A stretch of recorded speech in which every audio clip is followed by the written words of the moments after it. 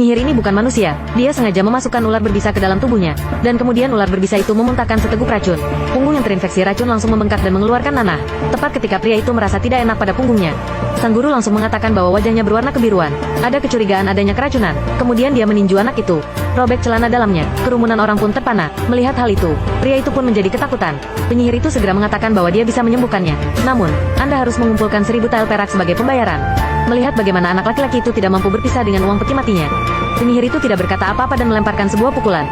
Dipaksa oleh kekuatan kegelapan, pria itu tidak bisa menahannya. Anda hanya bisa memberi saya uang perak. Saya tidak menyadari bahwa cek tersebut telah ditukar pada saat yang kritis. Orang yang menukar tas itu adalah Yo Bayun. Dia menawarkan untuk membantu anak itu secara gratis. Segera setelah kata-kata itu keluar dari mulutnya, dia mengembalikan uang tersebut kepada anak itu. Mage melihat ini dan langsung melakukan cengkeraman keras. Hampir tidak disadari, tiket perak telah berubah menjadi tikus putih oleh awan putih. Saya melihat bahwa saya telah berhasil menakut-nakuti penyihir itu. Anda Bayun mulai melakukannya. Dia menggunakan teknik 2 jari. Dia menjatuhkannya di tempat. Kemudian bacakan terminologinya. Orang yang mengontrol membungkuk. Apabila berada pada posisi yang tepat, dia mengeluarkan cermin 8 trigram taiji, meminjam cahaya matahari untuk membiaskan ke area yang terinfeksi. Tidak butuh waktu lama untuk asap mengepul dari area yang terinfeksi. Sampai api menyala. Sampai api menyala, Anda Bayun mengeluarkan jarum beracun lainnya, menyelam ke area yang terinfeksi.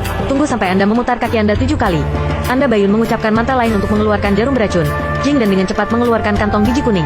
Sedot gas keluar. Melihat anak laki-laki itu disembuhkan, penyihir itu sangat marah sehingga dia hanya ingin mengamuk. Namun, saya tidak sengaja terperangkap dalam awan putih, menuangkan gas beracun ke dalam dirinya. Dia memiliki otot dada yang patut ditiru. Untuk memberikan kesempatan kepada awan putih untuk bersinar, penyihir itu mengusulkan sebuah pertarungan. Lihat saja dia menamparkan 3 bunga teratas dengan air liurnya. Dan dengan desiran, ia merapal mantra. Dan kemudian dari 1 hingga 16. Senang rasanya melihat seorang penyihir yang bisa bertindak seperti itu. Saya tidak takut berenang di awan putih. Dia juga menciptakan jimat kuning. Kemudian pisahkan beberapa kali, mengubah simbol kuning menjadi ratusan simbol hijau.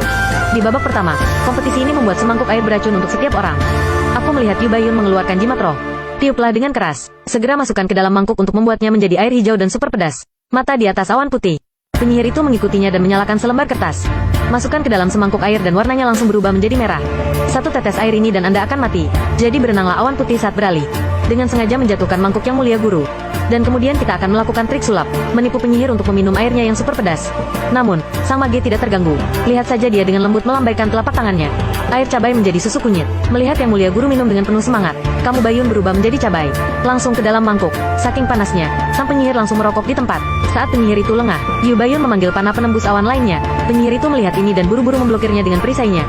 Saya pikir bahayanya sudah berakhir. Saya tidak menyadari bahwa Yao Bayun baru saja melakukan sedikit sulap. Panah penembus awan seperti memasang pemosisian satelit, memutar sudut dan menempelkannya langsung ke telinga penyihir. Penyihir yang kehilangan muka. Satu-satunya cara untuk memanggil meriam raksasanya adalah dengan jimat. Jika Anda terkena meriam